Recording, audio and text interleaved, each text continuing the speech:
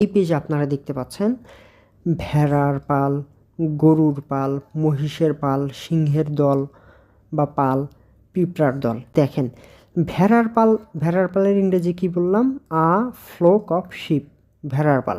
কিন্তু দেখেন ভেড়ারও পাল হচ্ছে, গরুরও আবার পাল হয়।